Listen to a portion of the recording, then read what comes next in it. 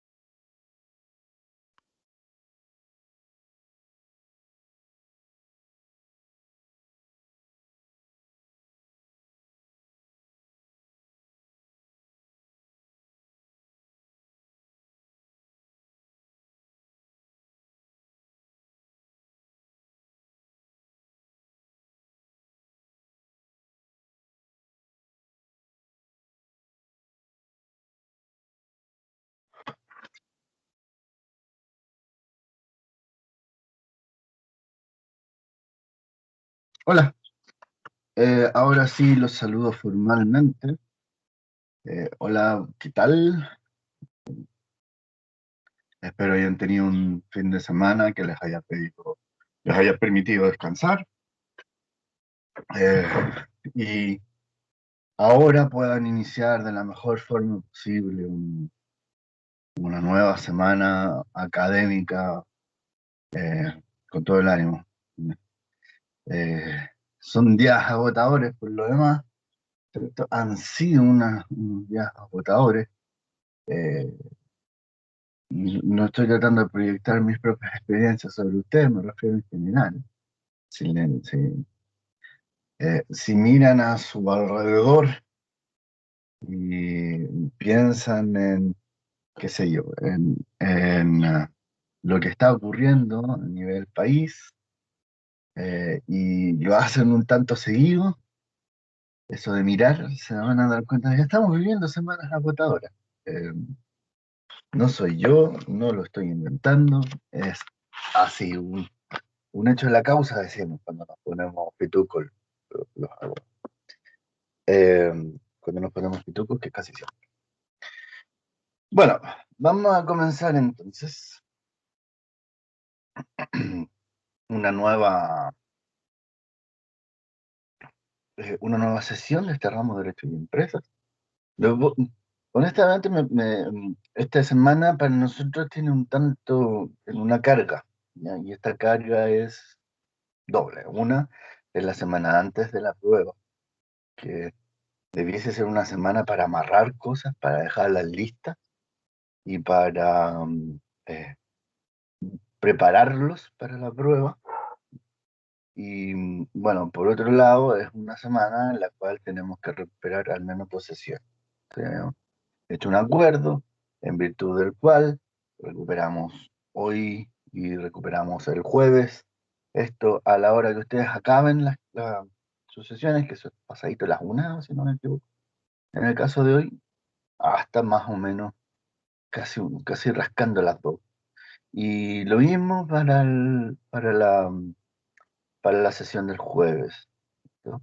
Entonces teníamos harto que cubrir. Y por lo mismo, ¿cierto? Es que me puse a pensar, vaya, ¿qué podemos hacer entonces para dejar todo amarrado? Em, Buenas tardes, profe, doña José. Buenas tardes. ¿Tiene alguna consulta?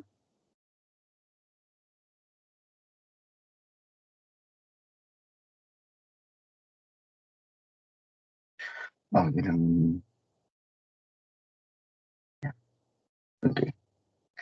Bueno, entonces, ¿qué podemos hacer para cumplir con eso, ¿cierto? Para dejarlos listos, bien preparaditos para la prueba.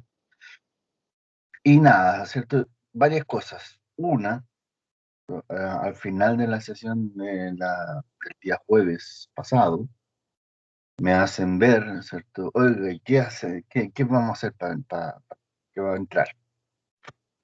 Yo, la verdad es que estoy, que por deformación, ¿ya? Yo, yo, yo no, nunca, ¿cierto? Tuve así como un temario, nunca un profe me dejó un temario disponible, jamás. Entonces, por deformación, yo digo, ¿y para qué les tengo que dejar temario disponible? Porque la lógica era, ustedes estudian de lo que yo hablé y nada más. Pero esas son pésimas conductas. No siento ninguna romantización, ¿cierto? Por ese tipo de conductas. Eh, no creo que aporten. Eh, Aportan una sensación del profesor, ¿cierto? Para que el profesor se sienta de una determinada manera. Eh, y para que los alumnos se estresen. Entonces yo digo, sí, a veces me gustaría ser así como estos profes, como eran mis profes, porque mis profes la tenían re clara, digo. La tenían re clara. Eh, Estábamos en la universidad, nos decíamos, y básicamente no teníamos derecho a pedir ninguna cuestión, pues. Entonces, si estábamos en la universidad, al diablo es tener un programa, al diablo es que nos dijeron de qué se iban a tratar las pruebas, al diablo, no, sí.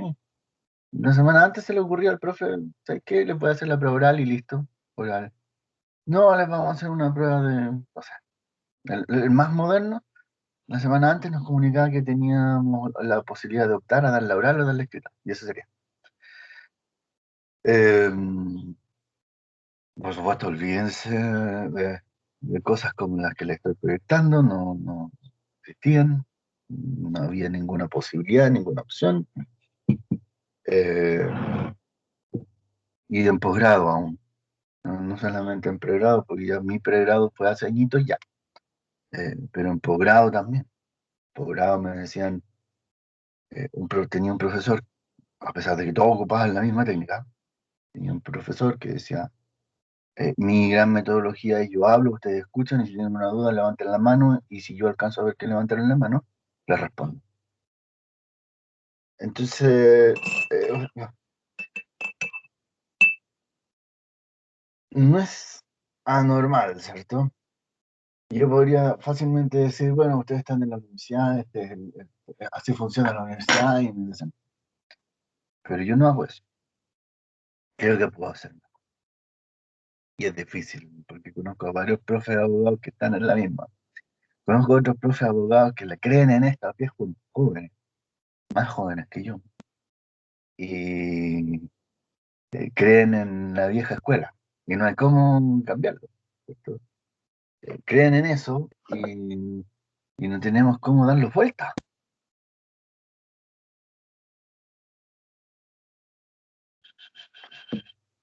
Doña Josefa me hace una... Al tiro voy.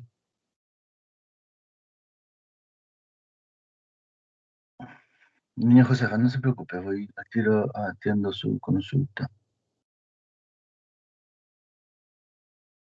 Teams continúa fallando. Teams siempre falla, qué diablo.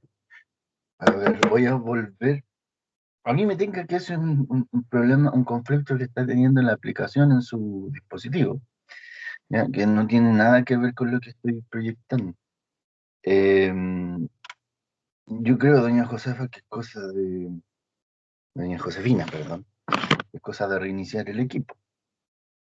Eh, si puede reiniciar el equipo, eh, todo bien, hágalo y veamos si entonces em, se arregla el problema. Si no, lo mismo que acabo de hacer, envíenme un pantallazo. Eh, y por supuesto yo lo voy a tener más que presente. Y de ahí, bueno, yo no soy informático, pero voy a tratar de ayudarle con lo que con lo que está experimentando. ¿Ya?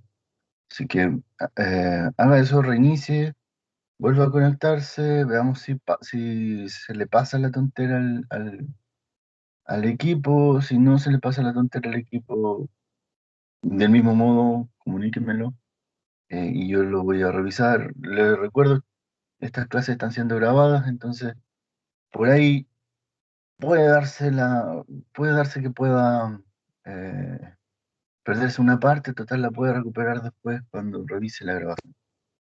¿Ya? Así que reinicie, me avisa cómo le va, y si no le va bien, después vamos viendo qué podemos hacer para recuperar. ¿Ya? Bueno, entonces le estaba diciendo que habían profes y profes, ¿cierto? Y incluso profes más jóvenes que yo, que creen a pie juntos en esta cuestión, y ustedes están en la universidad, entonces, como están en la universidad, tienen que sufrir. Yo al principio les dije eh, que cuando dicen los profes, como ese día en la bienvenida que vamos a recuperar hoy día, les decían, ustedes son protagonistas, ustedes son protagonistas, ustedes son protagonistas. Yo decía, no, pues no son nada protagonistas los cabros, porque el protagonista sufre, el protagonista está hecho para sufrir. En las historias, y esta es parte de la crueldad humana, en las historias es las que, cuando nos contamos cosas, en las historias, novelas, eh, series, libros, varios, qué sé yo, lo que esperamos es que el protagonista sufra, y de hecho, si no sufre, la historia no avanza. Si no lo ponemos en un conflicto, la historia no avanza. Así que el protagonista está hecho para sufrir. Y ustedes no están hechos para sufrir. Aquí no vienen a sufrir. Así que protagonistas no son, ustedes serán sujetos activos dentro de este. escenario de aprendizaje y trataremos de hacerlo sujeto activo en este escenario de aprendizaje. Pero eh, protagonistas, en el sentido de seres que vienen aquí a sufrir, ustedes no son. Eh, Así que esto es lo que les tengo en su lugar. Esta, ahí dice resumen unidad uno a primera parte, pero es un error de mi parte, porque en realidad lo iba a dividir en dos partes, pero lo dejé todo en una sola. ¿Ya? Lo iba a dividir en dos partes, pero vi que me quedaron 15 láminas, entonces, ¿para qué la voy a dividir en dos? Una sola, pensé que me iba a salir más largo. Dejé solamente una presentación, una diapositiva, 15 láminas. Metodológicamente hablando, no son las mejores láminas del mundo. Eh, pero, o sea, no están hechas con el cariño del diseño que se supone que tiene que tener, eh, la expresión de los criterios de evaluación, los aprendizajes esperados, lo que vamos a hacer en la sesión, bla, bla, bla. Eso no está, es derechamente un, un, eh, una colección de temas. Y como es una colección de temas, esta en Canvas, la presentación que les estoy proyectando en Canvas, eh, aparece al final de las clases, dice Derecho y Empresa uno temario, porque es una colección de temas. Pero tienen un pequeño desarrollo. Es decir, no solamente son los temas, es además un desarrollo y un orden. Es como un esquema más que un temario, lo que les dejé acá. Y eso es lo que se evalúa, lo que está acá, en la diapositiva. Y hoy, en lo que nos queda de sesión, y en la sesión de la tarde, la recuperación, vamos a revisar este diapo. ¿Ya? Vamos a revisar este temario. Y yo les voy a decir, esta es la prueba. Solamente. Lo que está en estas 15 láminas, más lo que yo les comento hoy día, es lo que es la prueba. Y todos los demás materiales y clases les van a servir como complemento. Y así, en la sesión del jueves, en las sesiones del jueves, yo les voy a dejar actividades para eh, reunir puntos para esa prueba. No que sea para un grupo específico de ustedes, sino que para todos ustedes, que puedan todos ustedes reunir puntos para esa prueba. Y eso va a ser lo que vamos a hacer hoy. Entonces, voy a dejar de transmitir mi imagen, ¿cierto? Esta cara del lunes a las 8 de la mañana. Voy a dejar de aparecerle a ustedes. Y eh, me voy a dedicar a hacer el comentario que corresponda sobre estas láminas. Les vuelvo a repetir, la dinámica va a ser, estas láminas son el temario. Todo lo que está en estas láminas entra. Si no están en estas láminas, no entra. ¿Ya? Eh, y vamos a comentarlo. Va a ser una presentación sobre estas láminas. Eh, de más está decirle que les recuerdo que la presente videollamada está siendo grabada. La directiva de privacidad, si me demoré un poco en comentárselos, la directiva de privacidad me pide, ¿cierto?, que ustedes eh, estén al tanto, que sepan que están siendo grabados. ¿Ya? Esta es la gracia de la directiva de la privacidad, que sepan que están siendo grabados. ¿Ya? Eh, pero como su nombre lo indica, directiva de privacidad, esto es muy necesario ser presente, que lo que busca proteger este conjunto de reglas que dispone la plataforma Teams para respetar, para cuidarlos a ustedes, es cuidar su privacidad, ese ámbito de nuestra persona que nosotros decidimos no compartir con el resto del mundo, aquellas cosas de quienes somos nosotros que no queremos compartir con el resto. Eh, y dentro de esa privacidad protegida está su propia imagen. Y aun cuando ustedes no estén compartiendo su imagen conmigo, aun cuando ustedes no estén compartiendo su imagen conmigo, están compartiendo cosas de su imagen. Y perfectamente ustedes podrían decir, pero estas cosas de mi imagen yo no las quiero compartir. Así que no quiero que me graben. Y como se trata de proteger su privacidad, yo voy a decir, entonces no la grabo. Y les dejaré el contenido de otra forma. Pero tienen ese derecho, ¿cierto? Y me corresponde informarles que tienen ese. Que pueden solicitarme no estar, que no los grabe. Y yo no los voy a grabar. ¿No? Ok.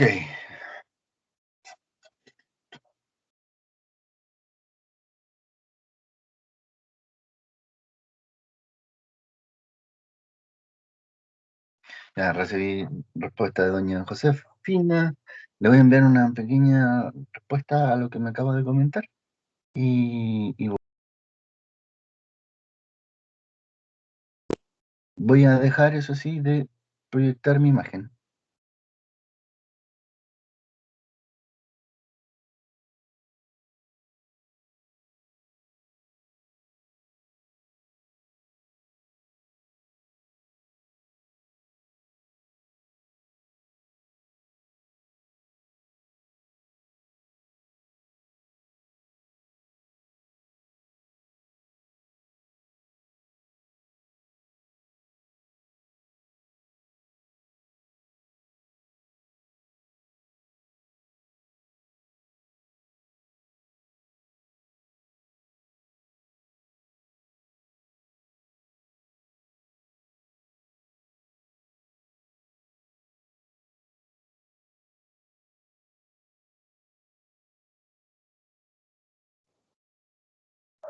Ya, ahora sí. Vamos entonces, como les decía, a comenzar eh, con esta presentación. Derecho y Empresas 1, resumen. Ya les decía, si que hubiese podido, o sea, sí, vamos a ocupar el hubiese podido porque en realidad fue una cuestión de, de poder, ¿ya? Les habría hecho unas pequeñas láminas previas de estilo, por decirlo así. Pero no, en estas láminas vamos directo. No, como dice ahí, eh, dos cucharadas y en la papa. O sea, no voy a hacer, no hago en estas láminas cuestiones introductorias propias de una lámina de clases. Eh, y casi todas las láminas van a tener como título en letras rojas nociones generales del derecho. Casi todas las láminas van a tener como título en letras rojas nociones generales del derecho. Porque es más o menos el gran título eh, que abarca, ¿cierto? El descriptor perdón, descriptor, el programa de la asignatura. Si bien el título es más bien la unidad, ¿cierto? El título de la unidad. Eh, la verdad es que cuando uno ve los contenidos mínimos, aparece este concepto, nociones generales del derecho.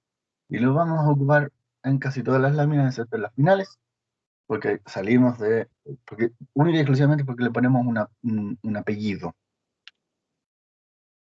Ya, única y exclusivamente porque le ponemos un apellido. Em, y entonces vamos a hablar de nociones generales del derecho comercial. Pero en principio vamos a hablar de nociones generales del derecho. Y vamos a partir desde acá, desde su concepto, que es lo que íbamos a entender por derecho. Esta parte ya la vimos. Yo espero que la primera parte sea el repaso y la segunda parte sea las cosas que nos quedaron pendientes.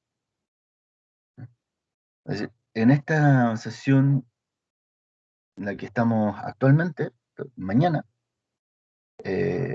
sea de la mañana, a eso me refiero, sea fundamentalmente un repaso, y en la de la tarde vemos cuestiones nuevas, que son las últimas que nos quedaban por lo demás antes de la prueba.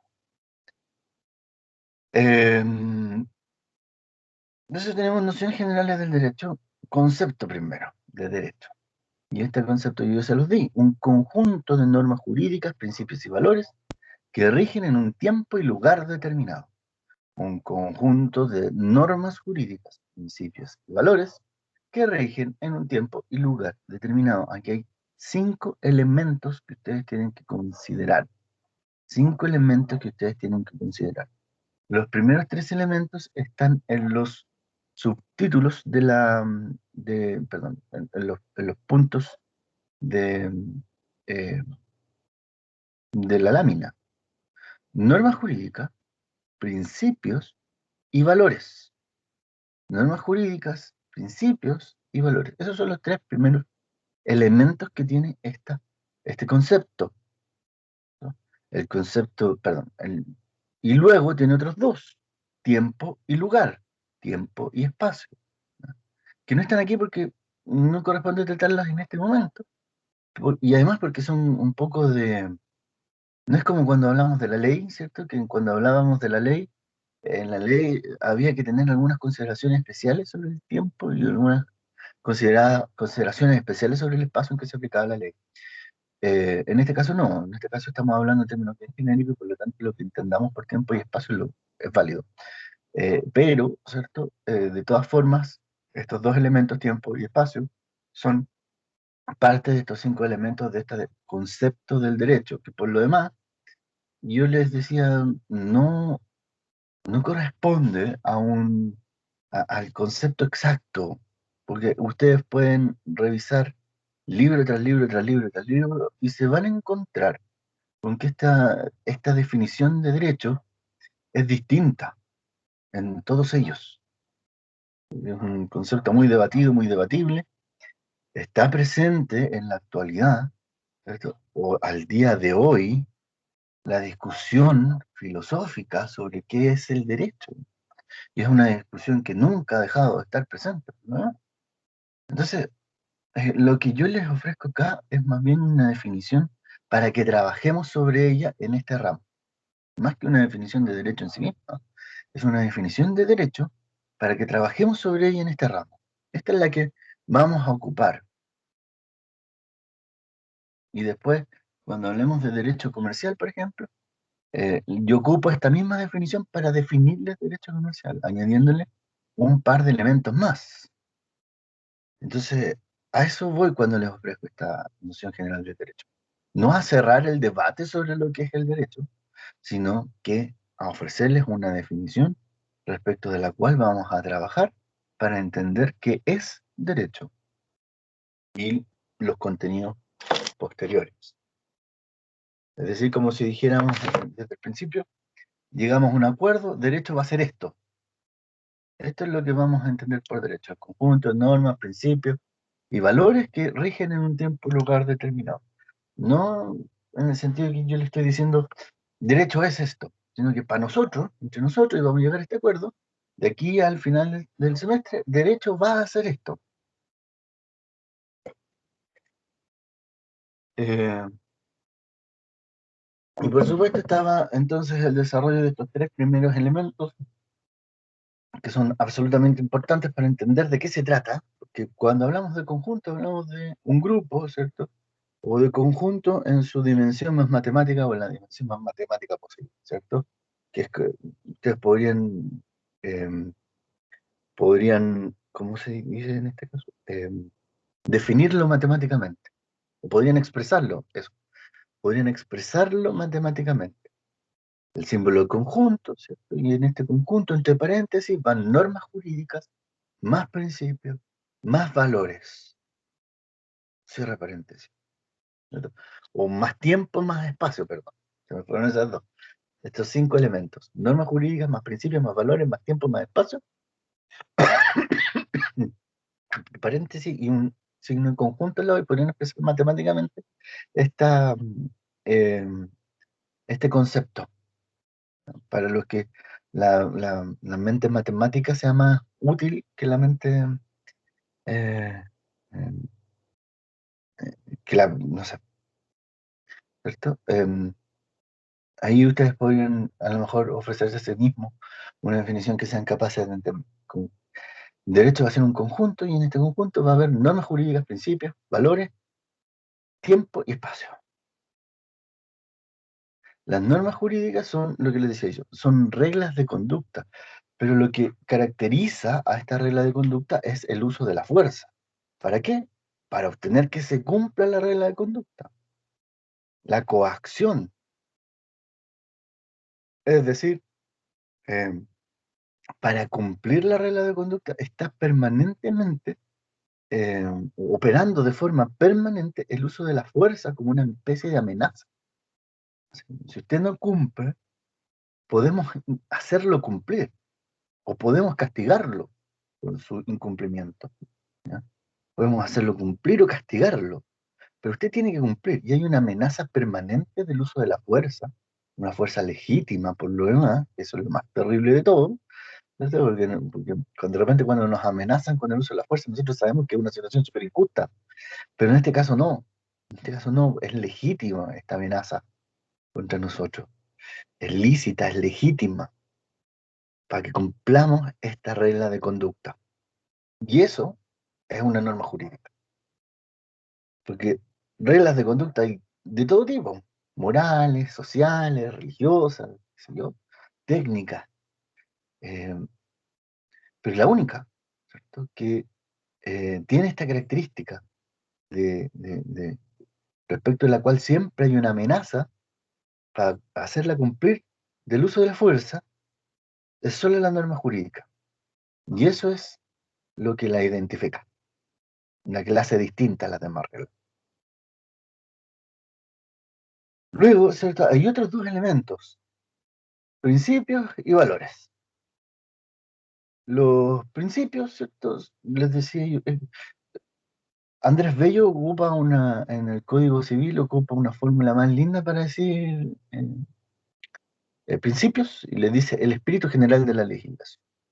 O por lo menos nosotros hemos entendido que cuando Andrés Bello dice espíritu general de la legislación, nos está hablando de los principios del derecho. Y aquí les ofrezco también una breve referencia a qué es lo que son, ¿cierto? Son una fuente secundaria. Mm, También vimos el tema fuentes del derecho. Vamos a tratar a los principios como si fuesen una fuente del derecho, pero secundaria, distinta a las que vimos, que vamos a repasar ahora, que va a ser una fuente del derecho secundaria, ¿no? Como subsidiaria, la ocupamos después. Y lo que pasa es que orienta la aplicación, la interpretación y la integración del derecho. Son orientaciones, son indicios, son ideas, ¿no? No están consagradas en la norma jurídica, no son normas jurídicas, no son reglas de conducta positivizadas, ¿cierto? No están en texto, no son principios, son orientaciones. Se supone que es lo que inspira, por eso de ahí que Andrés Bello les diga el espíritu general de la legislación. Se supone que los principios son eso que inspira al legislador a la hora de producir derecho. Entonces, por eso, como lo inspira, como le dice, usted va a producir, va a crear derecho. De esta forma, como los principios se encargan de orientar la forma en que se crea el derecho, entonces los operadores, que son todos nosotros, eh, podemos aplicar, interpretar e integrar, ¿cierto? Eh, acudiendo a estos principios. ¿Y qué son estas operaciones? Aplicar, ¿cierto? Es tomar el mandato general y abstracto de la norma jurídica, ¿cierto? Esta regla de conducta en términos abstractos, y darle un sentido en un caso concreto. Eso es aplicar.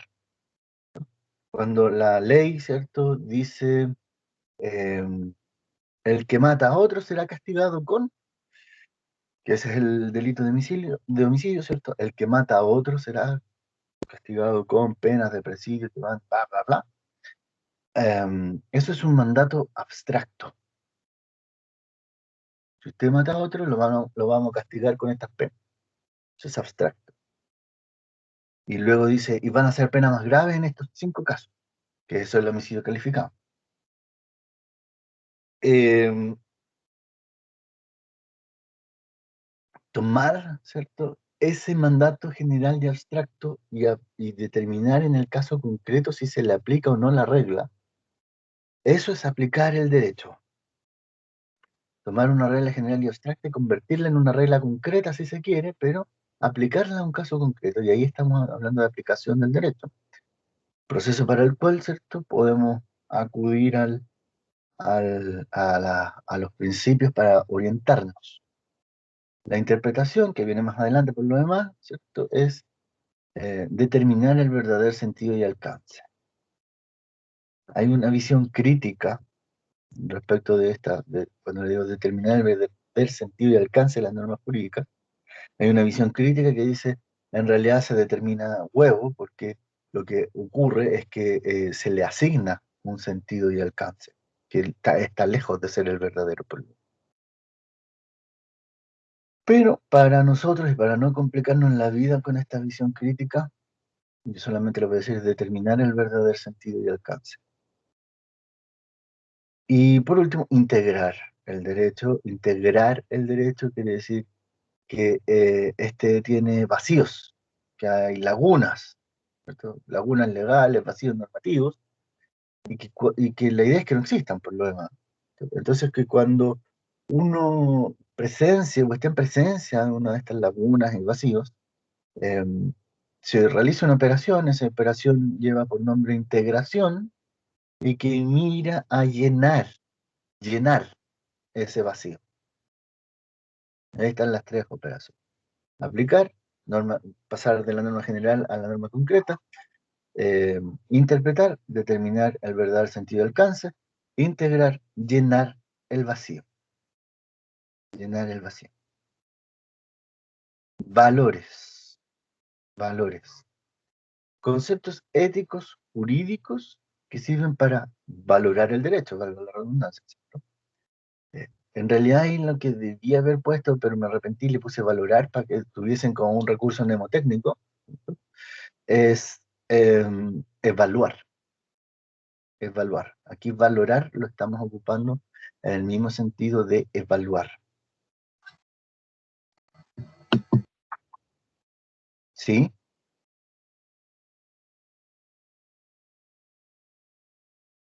No, pensé que había una pregunta. Por supuesto, me pueden preguntar, no hay ningún problema. ¿Ya? Y de hecho, en esta lámina ya terminamos, entonces es una muy buena oportunidad para que me hagan las consultas del caso.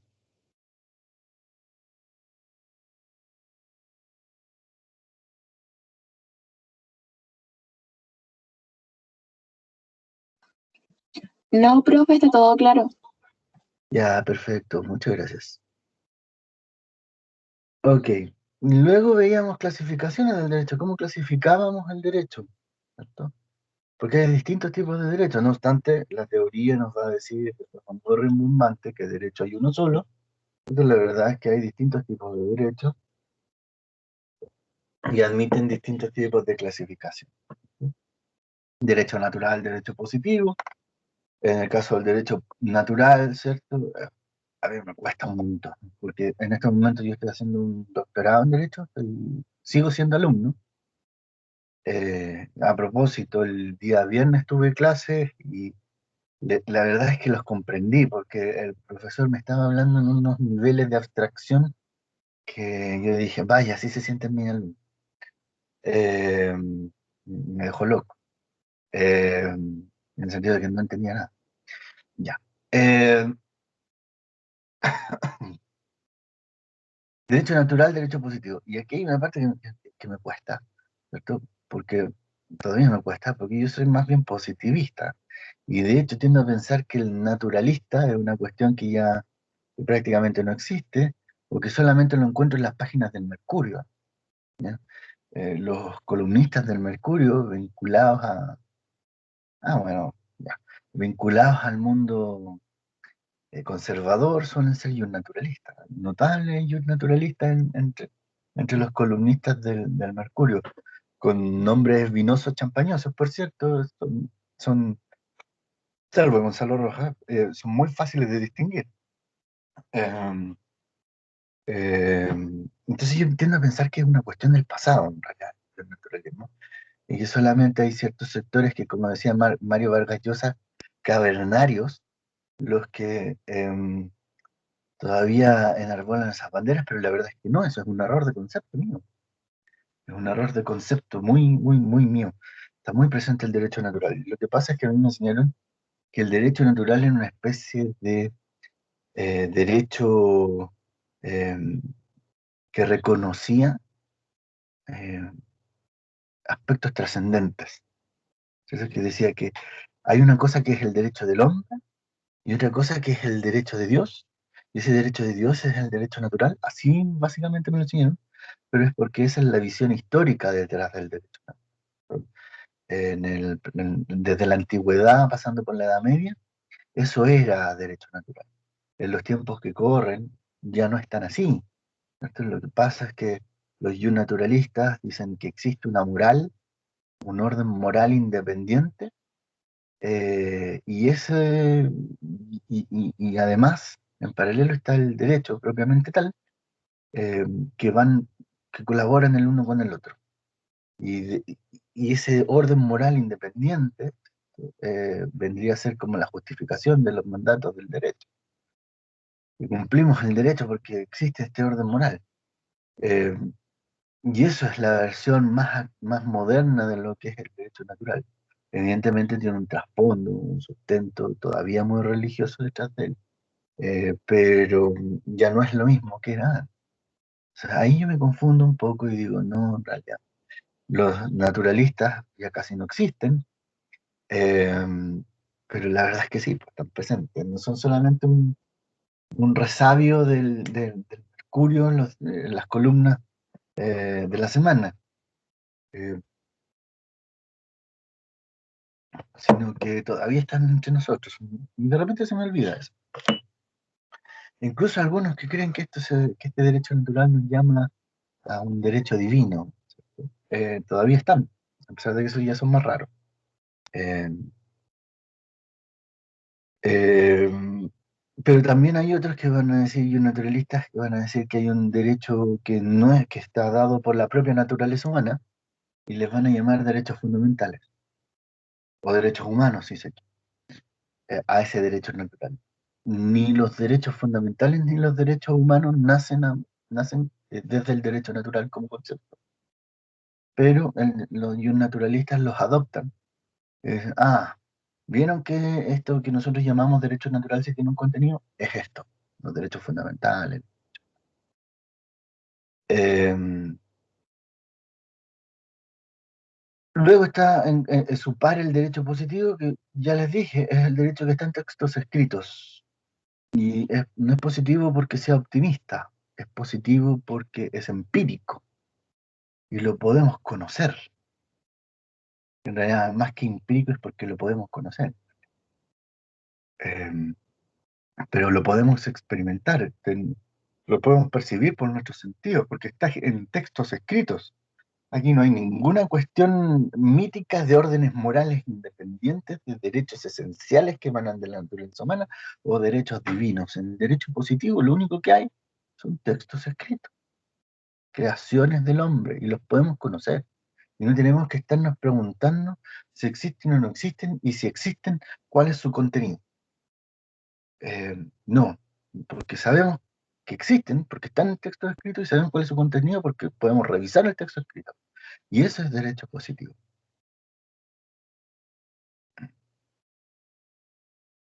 Luego tenemos también otro par, que es el derecho nacional y el derecho internacional. No requiere demasiada explicación, ¿cierto? Este par, derecho nacional y derecho internacional. Eh, Hay ciertas exquisiteces que uno podría mencionar, pero que no las voy a hacer en este resumen porque se me va la hora hablando de ellas, así que me las voy a reservar. Pero es como lógico que estamos hablando que hay un derecho interno, ¿cierto? Un derecho del Estado chileno y un derecho que vincula al Estado chileno con los demás estados. Y esa es la diferencia, derecho nacional y derecho internacional. Profesor, Sí, para la prueba tenemos que saber de qué trata cada este tipo de derecho. no, no en realidad, más allá de ciertas menciones que ya le he dado, que ya están presentes en los materiales que le he entregado. ¿Cierto? Ya, profesor. Así como que me den un ensayo, canto general al derecho natural, no, no. Pero que sí tengan una noción de que, o sea, derecho positivo es algo que tienen que saber, poco sí, que es el derecho de texto descrito, o sea, que son las normas jurídicas consagradas en texto descrito, eso no es ningún problema. No nos ofrece ningún desafío para poder incorporarlo, pero claro, entrar a hablar de derecho natural, ah, ah, si bien es súper importante, porque como les digo, es una realidad más presente de la que uno quiere, mm, no, pero están los materiales, lo que necesitan saber de ellos, ¿no? Así que no se preocupen. Y siempre van a poder consultar estas clases. Ahora, derecho nacional y derecho internacional, si no saben, es como, vaya, siento que es como falta de comprensión lectora, ¿no? Hay cosas, cómo se relacionan a propósito del derecho nacional y el derecho internacional, que esas, ¿cierto? Yo se las he mencionado, pero no se las voy a exigir. La verdad es que es un poco complejo, así que no se preocupen. Ahora, derecho sustantivo y derecho adjetivo, que es una categoría que yo no les mencioné antes, eh, pues nada, lo único que hace referencia es que hay un derecho en el cual se establecen, se crean los derechos y obligaciones de las personas en en todos sus distintos ámbitos de relación. Derecho civil, derecho comercial, derecho del trabajo, derecho tributario, eso es derecho sustantivo. Y el derecho adjetivo es aquel que nos va a decir cómo se hacen valer o cómo se ejercen esos derechos y obligaciones que se consagran en el derecho sustantivo. Y ahí es cuando hablamos de procesos. El procedimiento penal, perdón, el proceso penal, el proceso laboral, el proceso civil, los procedimientos ante tribunales tributarios y aduaneros. Eso es derecho procesal, derecho adjetivo. Esta definición nos va a ser útil después. Entonces aquí yo creo que sí, derecho sustantivo, creo que donde están establecidos los derechos y obligaciones generales. El derecho adjetivo sobre cómo se ejercen esos derechos y obligaciones. La otra clasificación, por cierto, es la clásica, tradicional, la de siempre, la definición entre derecho público y derecho privado, que yo les decía, hay múltiples criterios para distinguir entre qué es derecho público y qué es derecho privado. Ninguno de esos criterios es 100% satisfactorio, todos generan problemas, pero esta es la clasificación más tradicional y clásica que utilizamos para distinguir derecho público y derecho privado. Incluso aun cuando al día de hoy quizás está un poco vencida, está un poco desgastada esta clasificación tradicional, pero sigue siendo la más importante y la más relevante. Eh, ¿Por qué? Porque hay una gran definición, ¿cierto? Si ustedes se van a las cartas del diario, de la última semana, en particular los últimos 3, 4, 5 días quizás, eh, hay una discusión a propósito de la Convención Constitucional. Entonces, en el Mercurio, en la sección Cartas al Director, hay una discusión actualmente vigente sobre el reglamento de la Convención. Y bueno, hay que ser justos. Solamente uno de los grupos que está discutiendo cree que este es un tema de los principios del derecho público versus los principios del derecho privado. El otro grupo dice, no tiene nada que ver esta situación con esto, avíspense. Pero los otros dicen, no, aquí hay una clara distinción entre el principio de derecho público y principios del derecho privado.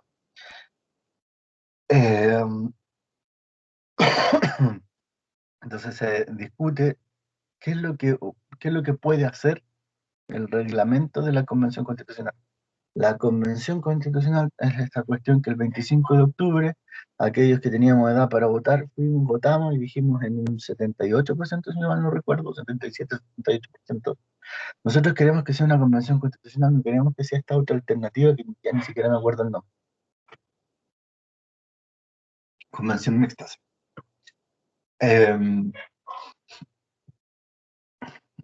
y es básicamente la Asamblea Constituyente, es un poco, hubo una torpeza enorme de parte de quienes desarrollaron las reglas generales de la Convención Constitucional en hacer muy replicables. Yo creo que hicieron que replicaron de forma irreflexiva las reglas sobre la elección parlamentaria y la configuración del Congreso. Y ahora estamos pecando un poco, o estamos pagando ese pecado en realidad. Pero, ¿cierto? Que damos un aspecto, porque el funcionamiento mismo de la convención, una vez de que ya está elegido, quiénes van a integrar los convencionales, quiénes van a ser las personas que se van a dedicar a redactar la nueva constitución. Listo.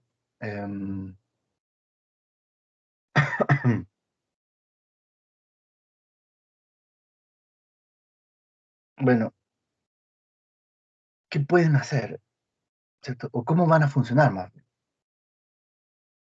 La propia norma constitucional dice, no, ustedes tienen la facultad para redactar un reglamento para su funcionamiento.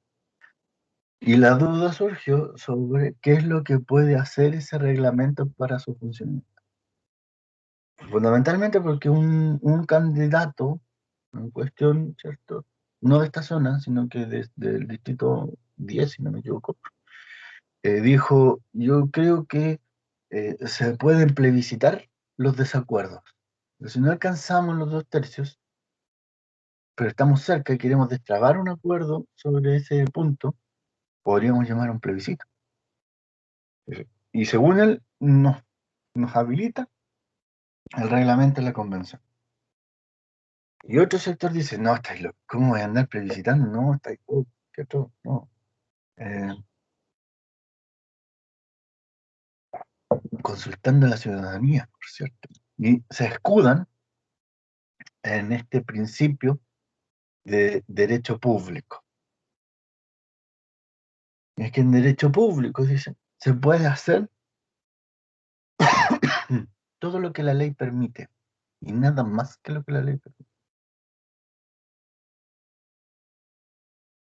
No, no pueden hacer nada más que aquello que la ley le permite, los órganos del Estado, ni sus agentes, ni nadie que represente al Estado, que esté actuando, ejerciendo una función pública. No puede hacer más que aquello que la ley le permite. Súper importante para ustedes, sobre todo después, ¿no? Y nos digan que no se los advertí, porque en algún momento, ¿cierto?, van a tomar un camino tributario, ¿cierto?, y un camino laboral, y van a tener que lidiar con el hecho de, en ese camino tributario y en ese camino laboral, académicamente hablando, les va a volver a aparecer este mono, el Estado. Y el Estado actúa de esa forma, no puede realizar más cosas que aquellas que la ley le permite. Está consagrado incluso en nuestras reglas sobre el Estado de Derecho, el artículo 6 y 7 de la Constitución actualmente vigente. Vamos a ver qué pasa en la próxima, pero en la Constitución actualmente vigente, artículo 6 y 7, Estado de Derecho, ahí aparece, ¿cierto?, que los órganos del Estado actúan previa investidura y dentro del ámbito de sus competencias. Y no pueden hacer otra cosa. Las actuaciones que están fuera del marco de la ley son nulas.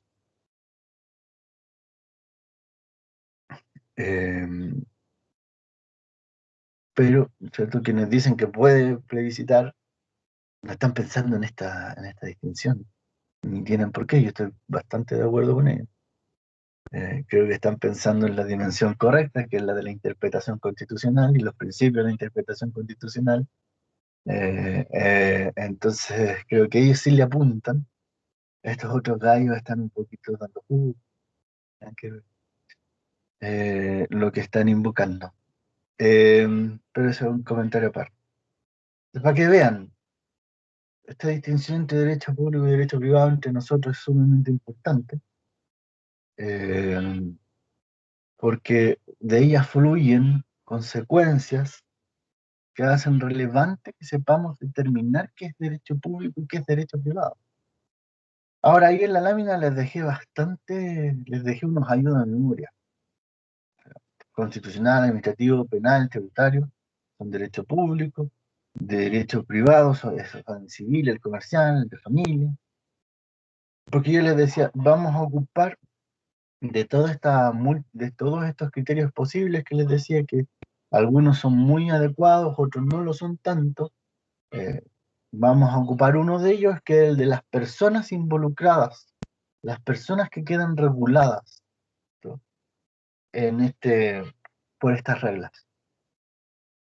Entonces yo les decía, si es el Estado, porque el Estado es una persona jurídica, ¿cierto? Si es el Estado, sus órganos, que también pueden ser personas jurídicas, o pueden ocupar la personalidad jurídica del Estado, o sus órganos o agentes,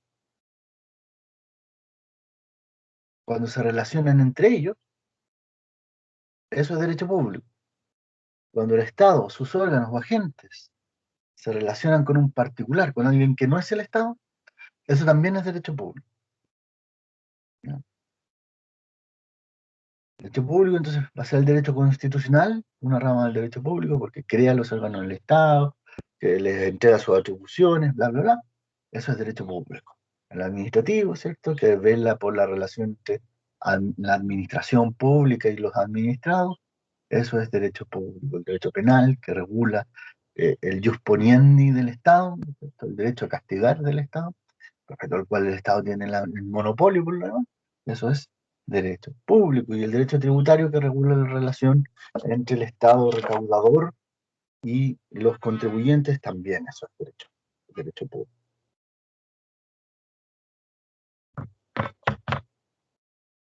Y derecho privado, vamos a ver que los sujetos que quedan regulados en las relaciones de derecho privado son todos los mismos, son sujetos privados, que no son el Estado, particulares, como usted y como yo, ciudadanos de pie, que no somos ni agentes del Estado, ni lo representamos, ni somos órganos del Estado, ni nada por el estilo. Somos simples ciudadanos.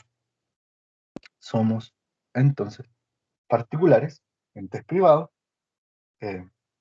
en oposición a entes públicos, y por lo tanto, las relaciones que se dan entre privados quedan reguladas por el derecho privado. Y así como en el derecho público operaba este principio rector, en virtud del cual los órganos y agentes del Estado, sus órganos y agentes, solo pueden hacer aquello que la ley les permite. En el derecho privado, al contrario, en sentido contrario, los particulares pueden hacer todo aquello que la ley no les prohíba. Entonces, por ejemplo, vamos a estar hablando de derecho comercial en un ratito más, de hecho. Vamos a estar hablando de derecho comercial y vamos a pillarnos con que el, el, eh, vamos a tratar de buscar soluciones dentro de ese ámbito y tenemos que tener presente eso. Entonces, en la unidad 2, sobre todo, cuando estamos hablando de los tipos de sociedades, ahí va a ser esta idea de que las personas están habilitadas para hacer todo aquello que la ley no les prohíbe, se vuelve útil. Ahí es cuando aparece en Gloria y Majestad este principio. ¿Pueden hacer esto? Si la ley no se los prohíbe, adelante, pueden.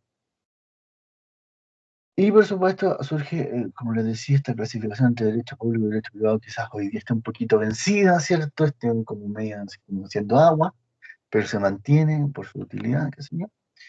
Pero surge, así como asoma a la cabeza, una idea de derecho mixto, que quedó muy claro por lo que entendí en las sesiones anteriores. Derecho mixto, porque tiene cosas de derecho público y tiene cosas de derecho privado. Entonces, el clásico ejemplo es el derecho al trabajo. Si bien lo van a encontrar en textos e instituciones agrupado con el derecho privado y con el derecho público indistintamente.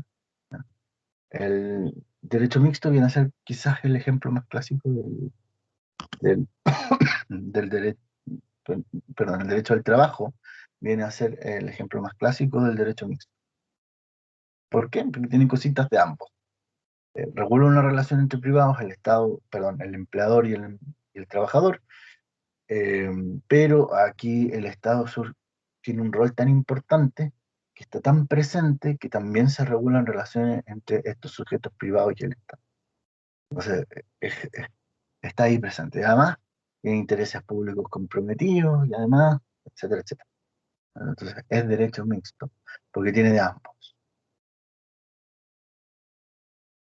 Fuentes del derecho.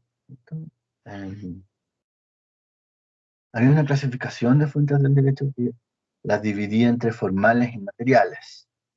Bueno, cuando les hablamos de fuentes del derecho, también se los dije en la sesión anterior cuando hablábamos de fuentes de las obligaciones. Cuando hablamos de fuente, hablamos etimológicamente hablando del lugar de donde emana algo. Y en ese sentido, ¿cierto? Si bien no siempre ocupamos las definiciones etimológicas, en este caso sí, es una definición etimológica que nos presta bastante utilidad. Porque cuando hablamos de fuentes del derecho, así como cuando hablamos de fuentes de la obligación, estamos hablando, bueno, de dónde emana el derecho y en el caso de las fuentes de las obligaciones, de dónde emanan las obligaciones. Eso es lo que estamos buscando. Y para responder esas preguntas, en lugar de dónde emanan el derecho, ¿cierto? Eh, Tenemos que partir clasificando. Tenemos dos tipos de fuentes. En primer lugar, el par fuentes formales, fuentes materiales. Y en segundo lugar, el par fuentes positivas y fuentes racionales. En el par fuentes formales, fuentes materiales, vamos a encontrarnos con que la división aquí está otorgada porque en el caso de las fuentes formales, estamos hablando de la forma de la norma jurídica y del derecho.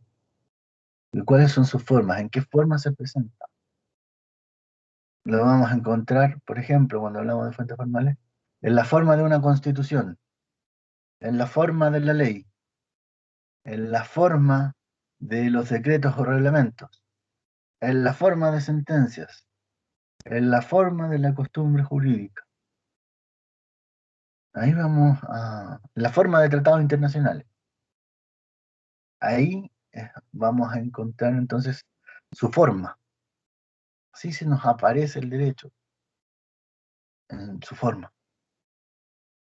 Pero hay un par material. Y aquí yo les diría, no le presten demasiada atención a la clasificación material o a la clase material de fuentes materiales.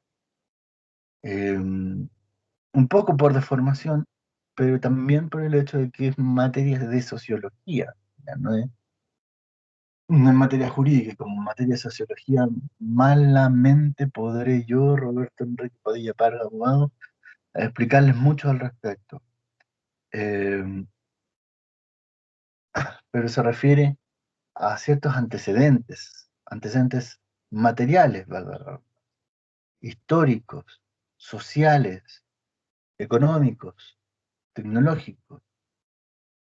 De repente surge una aplicación, ¿cierto?, que funciona a través de Internet y que permite conectar a una persona que tiene un auto con una persona que necesita transporte y le llamamos Uber. Y queda la patada, porque hay que reformar el derecho. No nos sirve el derecho como está actualmente. Tenemos que reformar. Eso es una fuente material, porque hay un antecedente histórico, hay un antecedente económico y un antecedente tecnológico que sirven de base para la modificación de las normas jurídicas, para la creación de normas jurídicas, ¿no? Pero ya, no nos detengamos ahí. Entonces, concentrémonos en que hay fuentes formales, y estas fuentes formales, ¿cierto?, dicen, esta es la forma en que se nos aparece el derecho. Constitución, ley, tratados internacionales. Luego hay otra clasificación que las divide entre positivas y racionales. Yo decía, las positivas nuevamente, no es porque sean optimistas, no, es porque están en textos escritos y las podemos conocer empíricamente, es decir, las podemos tocar. La única forma que tenemos de conocer materialmente, de experimentar, de percibir por nuestros sentidos las normas jurídicas, porque son creaciones sociales, son imaginarias más bien, la única forma que tenemos de poder experimentarlas es a través, es si están contenidas en textos escritos. La Constitución está contenida en textos escritos. La ley está contenida en textos escritos. Los decretos supremos y reglamentos, que son normas administrativas, están contenidas en textos escritos. Las resoluciones de los jefes superiores de servicio están contenidas en textos escritos. Las sentencias están contenidas en textos escritos. La costumbre no está contenida en textos. La jurisprudencia no está contenida en textos. Los tratados internacionales están contenidos en textos escritos. ¿Cierto? Positiva quiere decir que está en un texto escrito. Irracional, ¿cierto? No lo están. Esa es.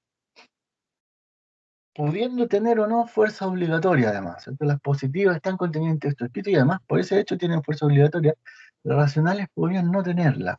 La costumbre puede no tener fuerza obligatoria. Ya vamos a ver en materia comercial que sí la va a tener. Pero en general, podría no tenerla. La jurisprudencia podría no tenerla.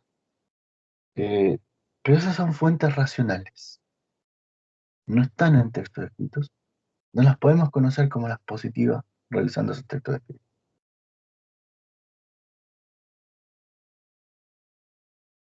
Esta también de cuestiones que hemos alcanzado a ver ya. Me pasaste una página. Constitución, aquí lo único que vamos a decir respecto a la Constitución es que es una ley fundamental de la República que se encarga de organizar el Estado y su forma de gobierno. Eso es lo primero que hace. Hace tres cosas. Organiza el Estado y su forma de gobierno. Fija las atribuciones y los límites al ejercicio del poder público y establece los derechos y garantías de las personas. Si ustedes van a la Constitución actualmente vigente, van a ver que hay tres partes. Y en esas tres partes están esto. En la primera parte, organiza el Estado y su forma de gobierno, en la parte de las bases y la institucionalidad. Luego hay un artículo y un capítulo que se llama Derechos y Deberes Constitucionales, que es la parte en que establece los derechos y garantías de las personas. Y luego, ¿cierto?, regula la creación de órganos públicos y les fija sus atribuciones y además le establece cuáles son sus límites. La Constitución hace estas tres cosas. En el proceso constituyente,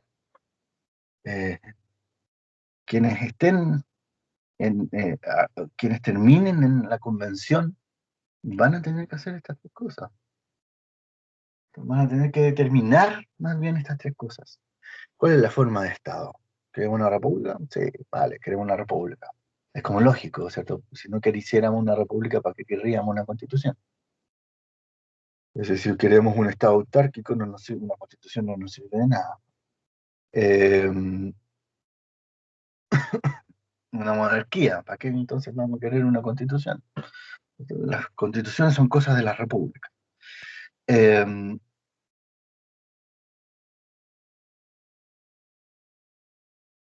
Forma de Estado también. Queremos que Chile sea un Estado unitario o sea un Estado federado. Es una pregunta que va a dar que hablar después. No le puedo dar la lata porque no nos queda tiempo, porque tampoco lo haría. Pero esa va a ser una cuestión que va a dar que hablar después. ¿Cuál es la forma de Estado que vamos a escoger Chile? Unitario es como lo que tenemos actualmente, con un centro de impulsión del poder único. La capital está el Ejecutivo, y ese Ejecutivo manda toda la República. Los estados federales son como Estados Unidos, ¿cierto?, que es el ejemplo paradigmático, pero también tenemos otros, Brasil, Argentina, en los cuales, ¿cierto?, se supone que hay una federación de estados, son todos estados. En el caso de Estados Unidos, Texas es su propio estado, Nueva York es su propio estado, Massachusetts es su propio estado, California es su propio estado. Hay 50 de ellos, todos los cuales renuncian, por decirlo así, a parte de su autonomía en favor de un ente federal, ¿cierto?, radicado en Washington, Distrito de Columbia, del gobierno federal, en virtud de la Constitución Federal, y para que los ordene a todos juntos.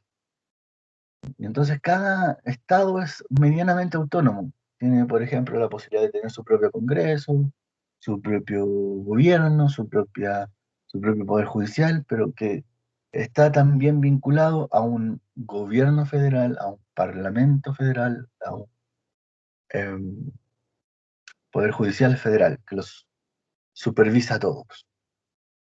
O sea, va a llegar el momento en que vamos a tener que discutir, ¿queremos eso? ¿Queremos seguir como el Estado unitario?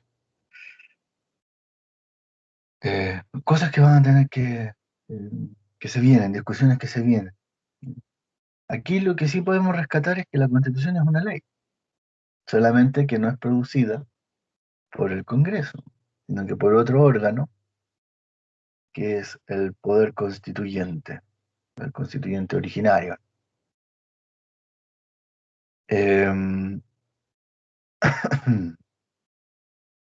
Respecto de la ley, bajamos un poco. Es una declaración de la voluntad soberana que manifestada la forma prevista por la Constitución, manda, prohíbe o permite. Si ya lo conocemos, lo vimos porque era la definición que está contenida en el Código Civil. En el artículo 1 del Código Civil es la definición de Andrés Bello. Críticas más, críticas menos, es la definición con la cual vamos a operar de ley. Y hay distintos tipos de ley. En nuestro ordenamiento chileno, en virtud de nuestra Constitución, hay distintos tipos de ley. Están las leyes interpretativas de la Constitución, las leyes orgánicas constitucionales, las leyes de quórum calificado, las leyes de reforma constitucional, la ley simple, el decreto con fuerza de ley. Son distintos tipos de ley. Todas son ley, entre ellas no hay ninguna jerarquía. Lo que pasa es que los requisitos de formación de esta ley varían un poco según de cuál se trate. ¿Ya? Y va a ser la propia Constitución la que va a decir, en estas materias corresponde una ley de quórum calificado. En estas otras materias, una ley de orgánica constitucional. Con la sola salvedad de las leyes interpretativas de reforma constitucional, que tienen su propio quórum asignado, pero se tratan, ¿cierto?, de interpretar posiciones constitucionales o de reformar la Constitución, y por tanto, tienen otra regulación.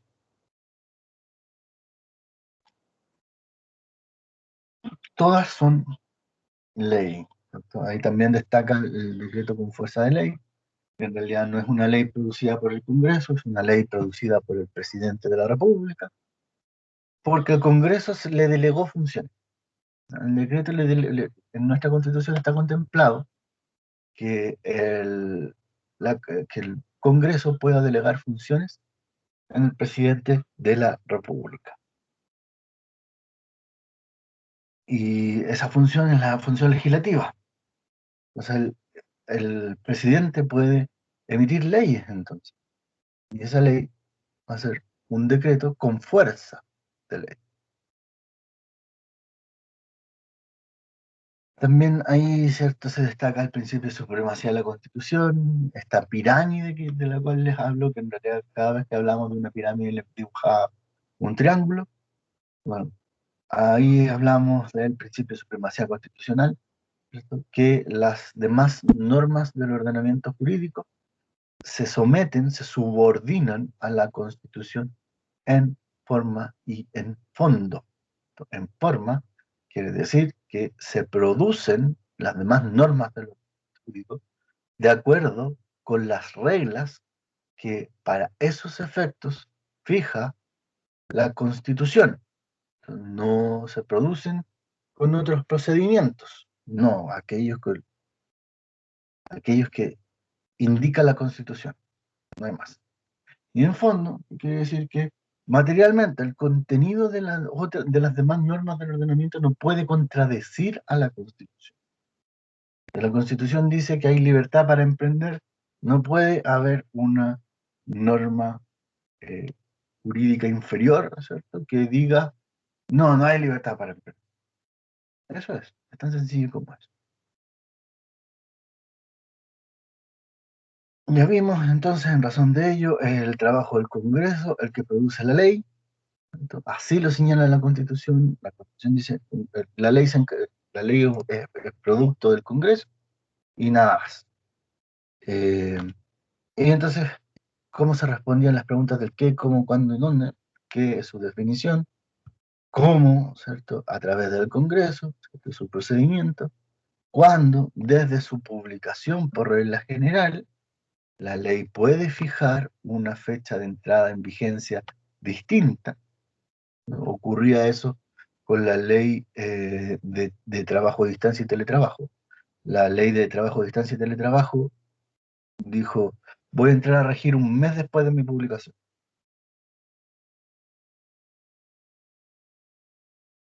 ¿Ya? Ahí hay un ejemplo. Por regla general, desde su publicación va a entrar en vigencia, salvo que la propia ley diga algo distinto. Y va a producir sus efectos hacia el futuro, de forma irretroactiva, por regla general, porque la ley perfectamente podría decir, tengo efectos retroactivos, entonces hechos ocurridos con anterioridad a mi entrada en vigencia también quedan cubiertos por mí, como ley. Y es lo que ocurre con la Ley de Protección al Empleo, que publicada en abril del 2020, contempló hechos ocurridos, acontecidos en marzo del 2020.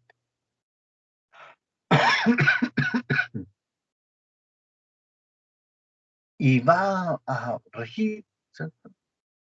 Entonces, desde que se publica, por el momento que se señala la ley, hacia el futuro, salvo que la ley diga que también se aplica hacia el pasado, hasta que se derogue, expresa o tácitamente.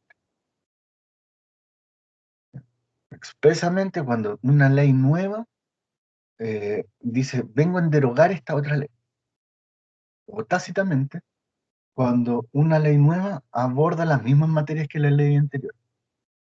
O sea, operará el, el, de acuerdo a las reglas generales, entonces deja de tener operación en ese ámbito la ley anterior y opera la ley posterior. Y eso es una derogación tácita. Dentro del territorio de la República, también por regla general, ¿cierto? Como es una manifestación, una declaración de la voluntad soberana, ¿cierto?, no va a producir efectos más allá de aquellos lugares en que el Estado chileno sea soberano. No, no llega más allá. Eh, y eso implica acordarse de los límites del Estado, ¿cierto?, como nos lo enseñaban en las clases de geografía. Chile limita al norte con el Perú, eh, porque ahí es donde va a regir la ley, salvo excepciones muy específicas. Les dejé un video con un ejemplo al menos de esa excepción.